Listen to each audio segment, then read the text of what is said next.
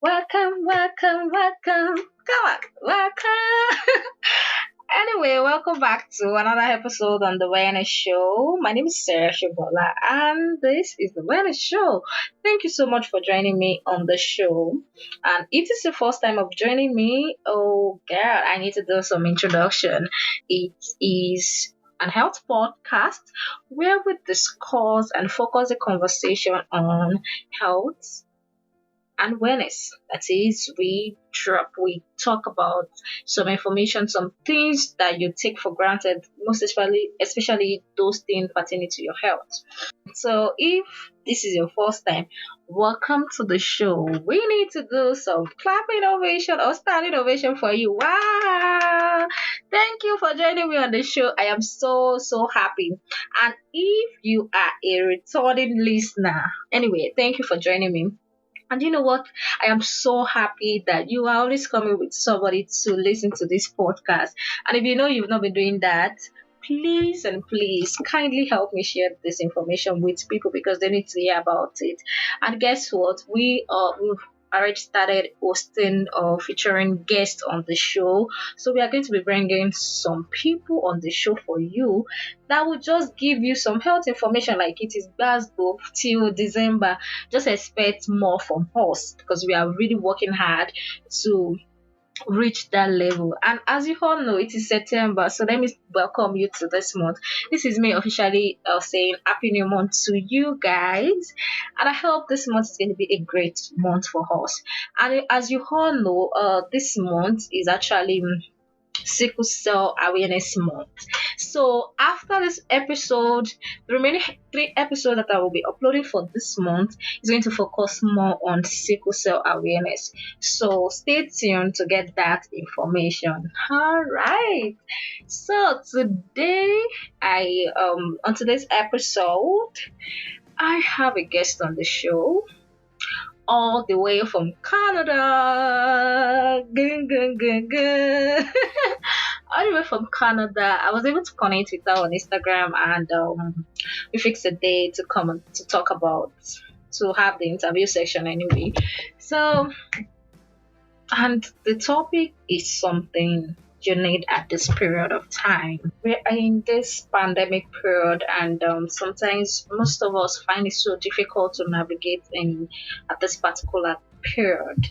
There's sometimes that you feel life is moving so fast that you don't have time to enjoy it, and probably maybe you are so consumed with family responsibilities, maybe you are buried under work deadlines, or maybe you have simply forgotten how to slow down and live in the moment.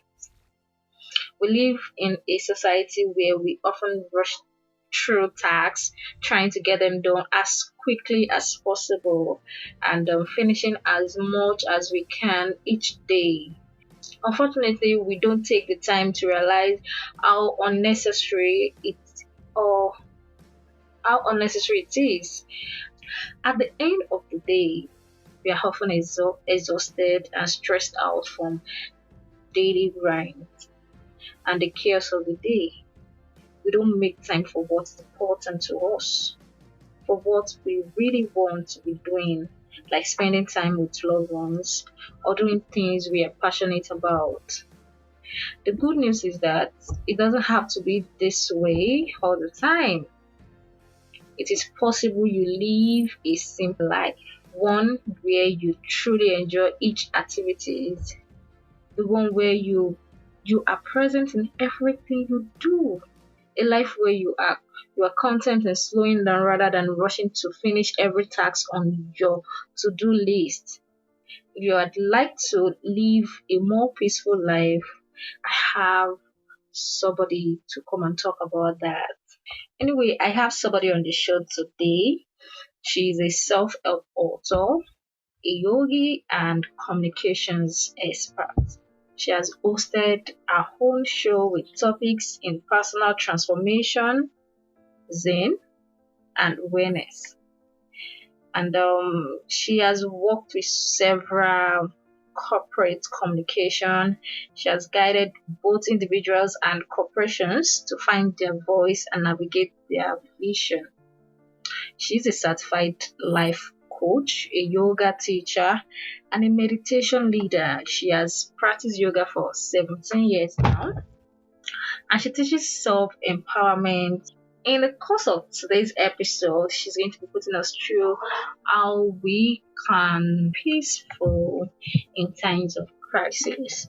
As she has actually titled it, she has a book already which is titled How to Be Zen in Crisis.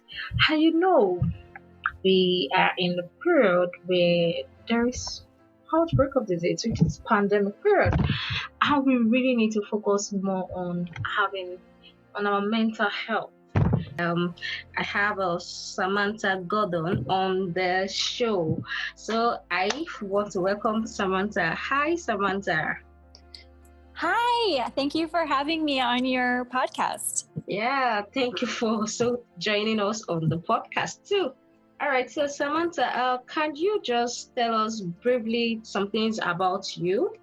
Right. So as you said, I am a communications expert, and I just wrote a book called How to Be Zen in a Crisis. Okay. I previously had a TV show where I talked about self-empowerment, Zen, and wellness. And so this book is really an extension of all of the topics that I was sharing on my show. Oh, okay.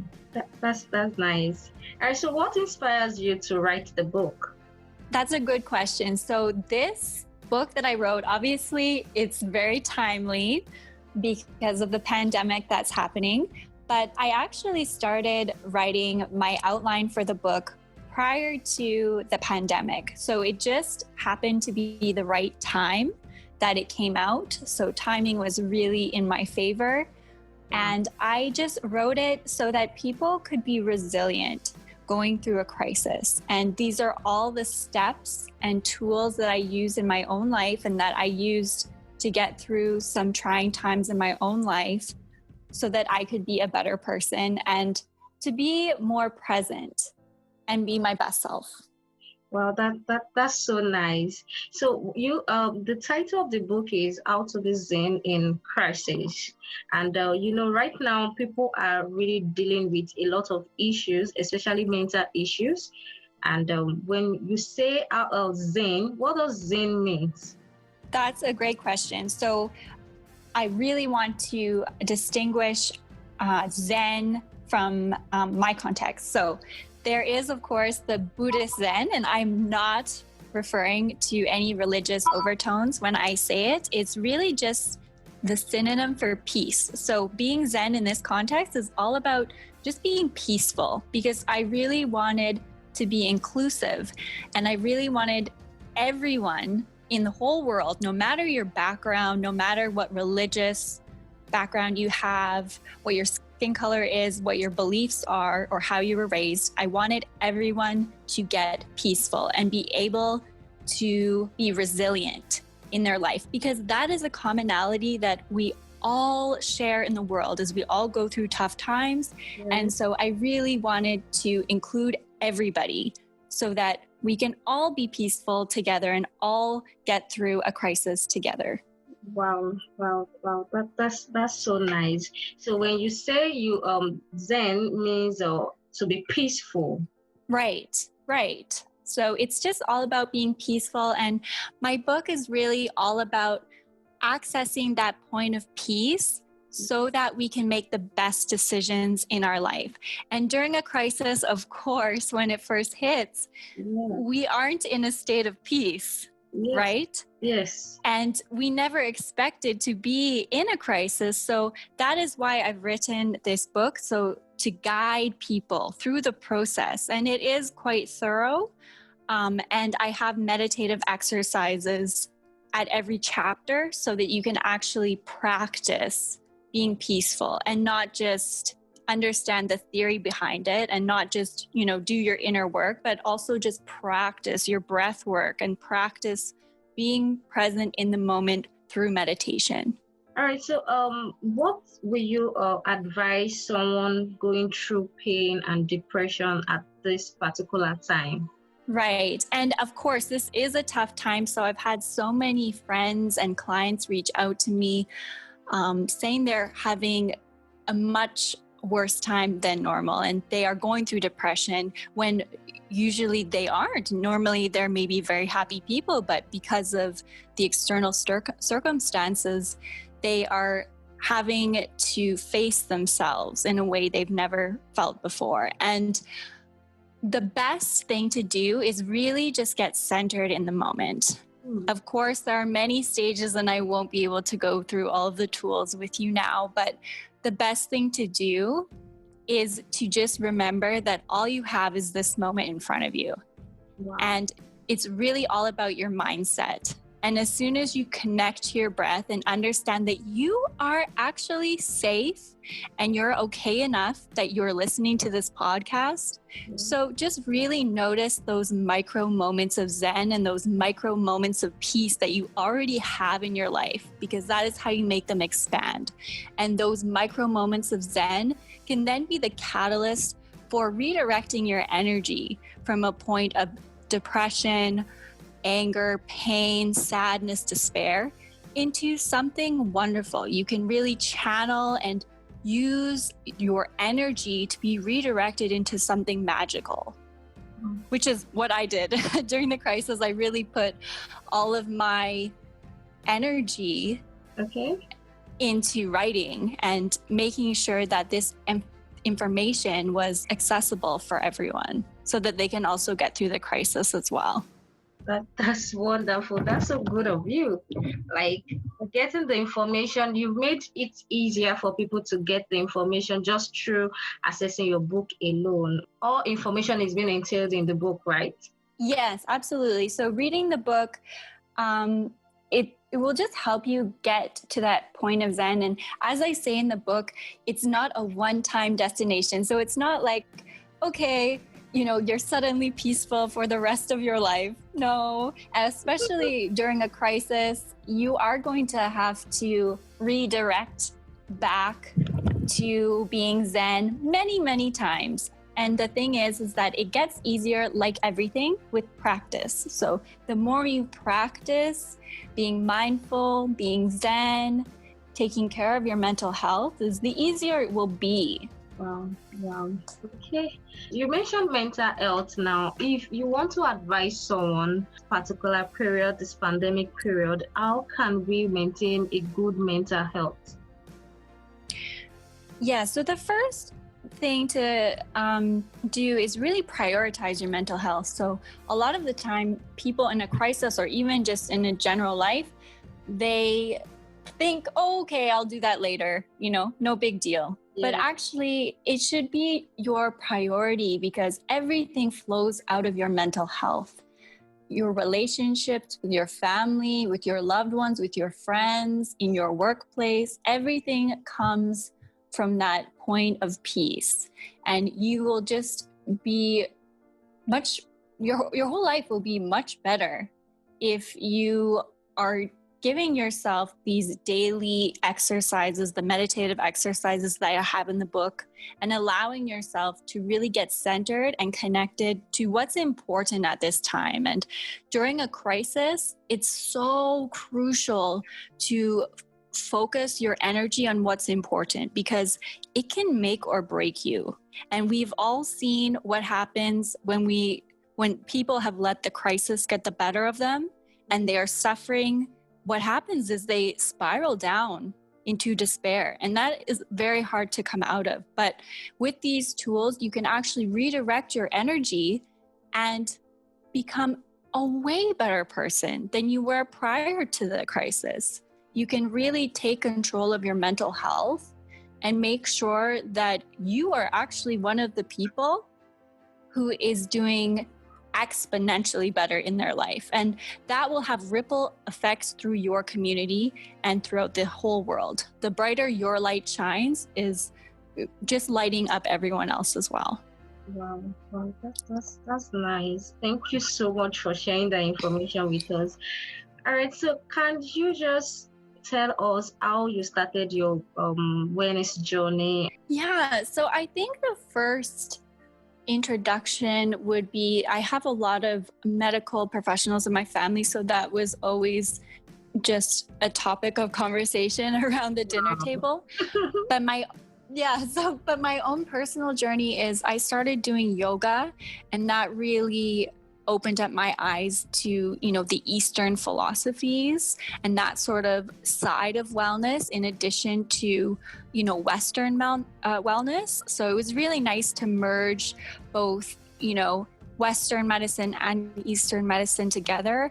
I also started karate, which was kind of like a weird introduction into mindfulness, but we meditated when I took karate as a kid. So that really was a great introduction into my mental health journey and mindfulness. So, but before you go, what strategy would you recommend for people in this particular period? Like what they need to be doing to keep their mind in peace, to be peaceful? Right. So what would you recommend for people at this particular time?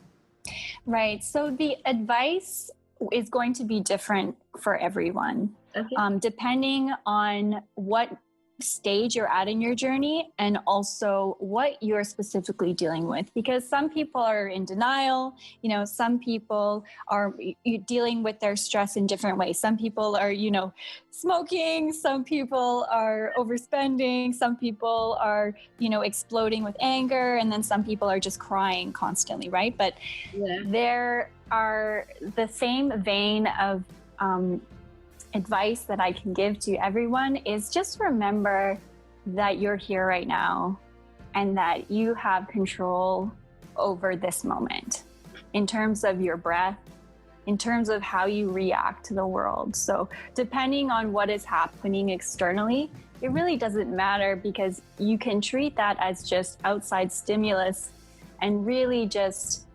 embrace the moment for what it is and understand that you will never have to deal with the future now, right? You only ever have the present moment right in front of you. So it actually doesn't really matter what's going to happen, how long it's going to spread on for, because if you're just focused on what is happening right now, then you're just taking it one step at a time. And anyways, you have to only take it one step at a time. There's not another option. You can't, speed forward and time travel. So just take it one step at a time and understand that, you can have compassion for yourself. You can make the best decisions for yourself, and you can get through the crisis and be better than ever. As long as you go through the tools, you do your inner work, you learn to meditate, you're mindful throughout your day, and you have the right mindset, you can make your life so much better than it ever was before the crisis. This has been so helpful for me because I also need to live peaceful, and it's so good. So thank you so much for joining me on this episode. We would like to host you anytime soon, and I hope you grant that request. Yes, you're right. How can people access your book? So that's a good question. If you're in Canada, which I think most of your listeners are maybe not, but if you are in Canada, where I am from, it will be available in bookstores within the next few weeks. Okay. But if you are worldwide, you can access my book on Amazon, and all you have to do is, I'll give you the link. Hopefully you can have it in your description, or you can search How to Be Zen in a Crisis. And it will be by Samantha Gordon, which is me. All right. So when are you planning to do the audio version? I already recorded that audio version. Okay. I'm not sure why it's not up yet. I think it's by virtue of the pandemic is, some things go slower to get out, but I have, recorded it and it will be available soon, hopefully any day now, because it's all done and it's all been approved. It just, Amazon will have it soon. Hopefully, tomorrow. Wow. That's hopefully. I'm hoping. I wait every day. They told me it would be within a month, and I think it's a little bit over a month now. So Okay. yes, any day the audio version will be out. And I really do love that version because it really conveys the lightheartedness of the message that I'm sharing. Of course, Yes. I'm dealing with very serious topics, Yes. but my delivery is, you know, a little bit comical, very lighthearted. And I think that's so perfect for this time, is you don't want to have things be too serious. And it's good to take things with a grain of salt and tongue in cheek to get through the crisis. So That's true. All right. yeah. Thank you so much for joining me on this podcast today, and I am really grateful. And what else I have to say? But I will hope to host you anytime again on the show, and I hope you are going to grant the request. Yes, for sure. Absolutely. Yeah. Thank you so much for having me on. It's been a pleasure to speak with you. And you're my first interview in Africa. So that's very exciting for me. Wow. Thank you so much for joining me. Thank you. Thank you so much for listening to this episode. And I hope you've been able to learn from Samantha Gordon. And thank you for listening anyway. All right, before you go, as I've always been saying, I have something to say before I would end this podcast. So it's just a simple thing that we can do to live a peaceful life and to help, and it will definitely help. The first thing I have to say is that you need to adjust your schedule. If you are this type of person that you have so many things to do, like, so your to-do list is actually bulky, that even you yourself, you're thinking, can I really achieve this? Can I really accomplish this before the end of the day? Please, you just need to calm down. Calm down. You need to just slow down with things, and you need to, if you know you cannot really multitask, avoid multitasking and just do it as it comes. Like, enjoy your tasks as it comes, and you don't have to rush things. You don't have to jam pack things together. So you just have to take it as time. Like, you need to reduce. Do it if you know you cannot really achieve everything, but you should be grateful or happy that you were able to do some things on your to-do list and you were able to accomplish it in a very nice way, and probably you put all your best into it. The second thing I'm going to say is that the cluster. Yeah, there was one time I joined a coaching team, and they're focused on just you decluster so many things around you, decluster your living room, decluster the group you are, decluster so many things just to have a clearer mind and a clearer vision. Anyway, you know that you don't have so many things to do or so many tasks that you need to do. You have to meet up with this, meet up with that, and I did it. Initially my room is this, like, it had me to explain that I don't have time to arrange my room. It's just me coming in and going out just to arrange. I feel like it's just okay. And I sat down that day, I was at home, I was like, I need to decluster this my living room. I need more space just for me to get extra space in my room. And I did that. And I just sat down and I was like, wow, this is so nice. I guess this is a very good idea that I need to be doing sometimes. I have to picture a lot of things in my mind. This is how I want my room to be. Even though I don't have the money yet to accomplish that, I already have the picture of how I want my room to be. If I should get an apartment, this is how I want my kitchen to look like. This is how I want my living room to look like. It's just me having it in mind, and it's a good thing. Even if you don't have that thing in hand, you certain that you can accomplish that in anytime soon, but you just have it in mind. And another thing is that I decluster my WhatsApp group. There's some group I am that I'm not active. I don't even check the messages that comes in. I don't even participate in conversation on the group, and I am there. And just you seeing that WhatsApp group, you're seeing the messages like this, you're seeing 1,000 and something unseen messages waiting for you to come and read. And because you want to meet up, maybe you want to catch up with what they are doing and what's up, you find yourself having it in mind that I need to check this WhatsApp group, to check the message, to do this, to do that. I had to decluster everything. I deleted myself. Like I removed myself actually from most of some groups that I am not active. I don't even join the conversation in a week. Maybe it's just once in a week. It's not something I want to keep on my phone because it affects you mentally. So you just need to clear a lot of spaces, let there be room for different things. And I did that, and I think if you can do that, it's a very good thing. Another thing I did is that I did so many things, but declustering, like decluster so many things. You need more extra space. Think of what you need to decluster. You need to free your mind of some things. If you know that you are saying something at a particular time and it affects you mentally, you need to decluster it. Take it away or remove your mind away from that thing. Or if it's not really that easy for you to take your mind off it, see a psychologist. They will help you and clear up your mind and everything. So I think that's good. And then the third thing I need to say is that you need to reprioritize your life. You know that you don't have time for so many things. Find time for friends, those things that you value. Identify what you value and find time to do it. Like you need to identify your value and think about the times in your life when you were the happiest, most proud, most fulfilled, and satisfied.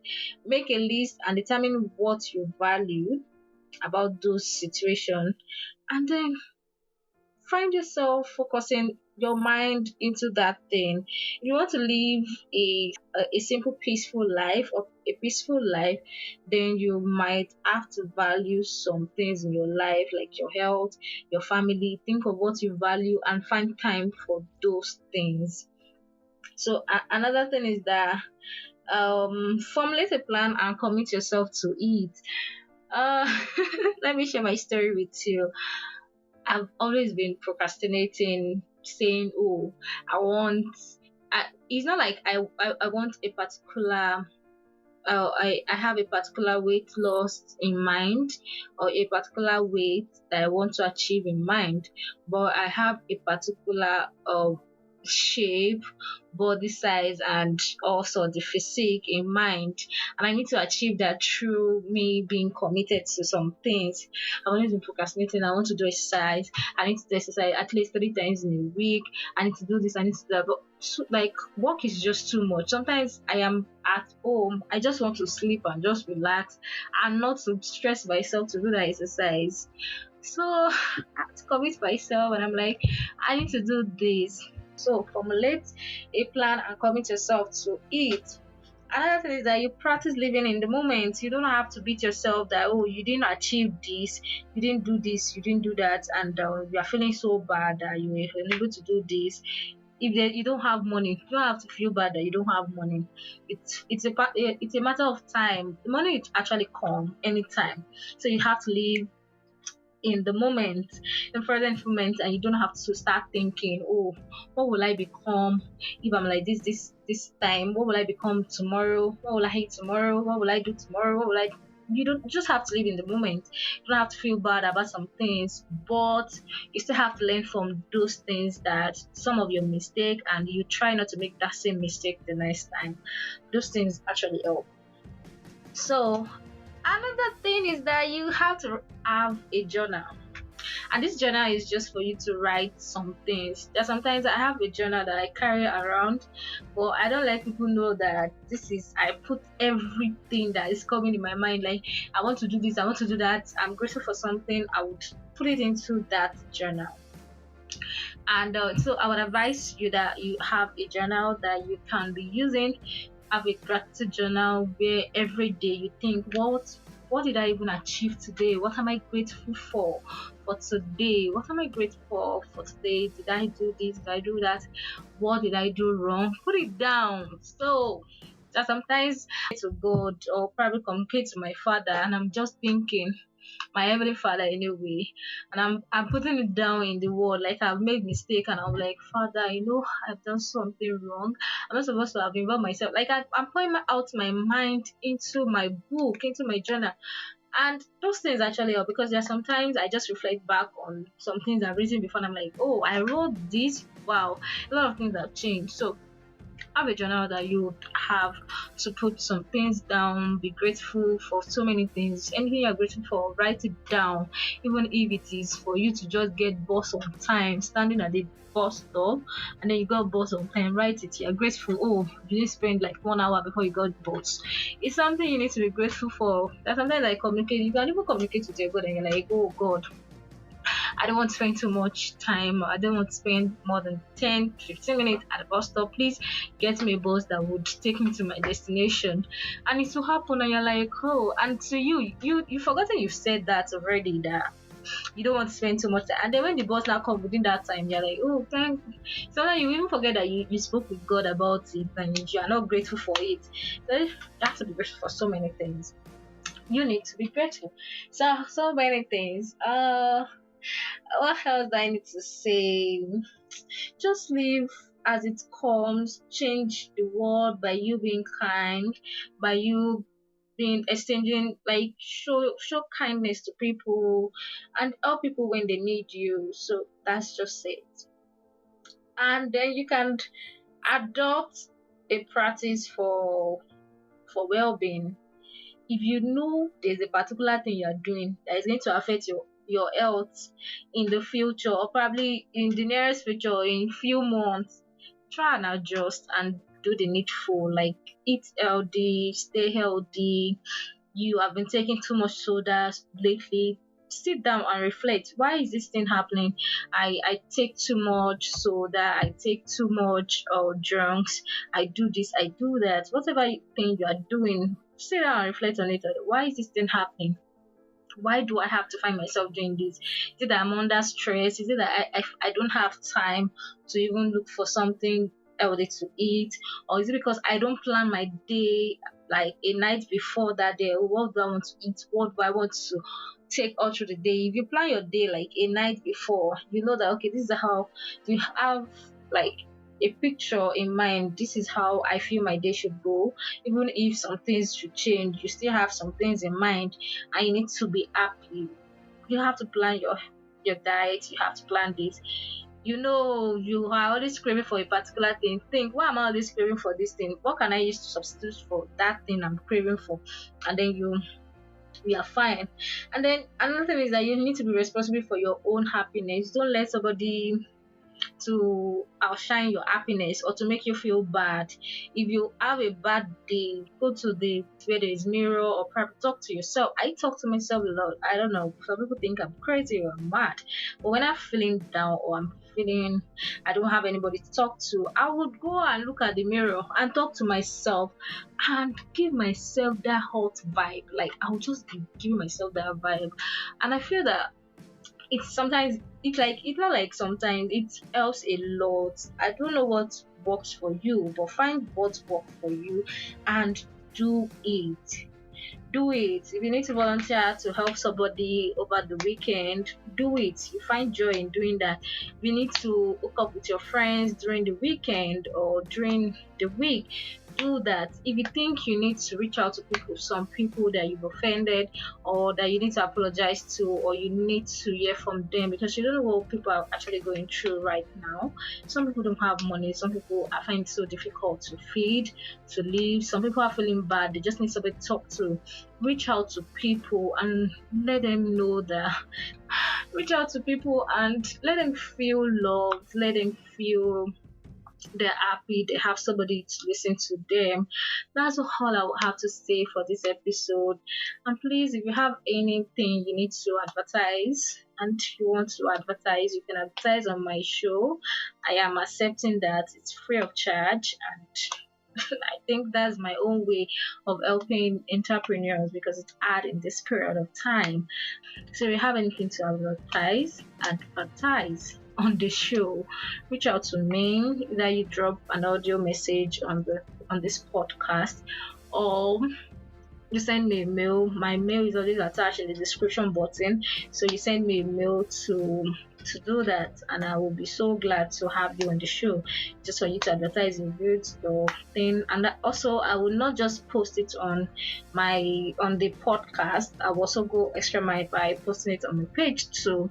There'll be a particular day I'll post it on the page. And if you have anybody that is into that that you think we need to feature on the podcast, kindly reach out to me. I would send them a mail or probably reach out to them for us to have them on the show. Thank you so much for always joining me on the show. I am so sorry that this episode is going to be a little bit longer than before, but please bear with me. Thank you for joining me on the show. I remain your host, Shubola Sarah Bolaji. See you in the next episode. Bye.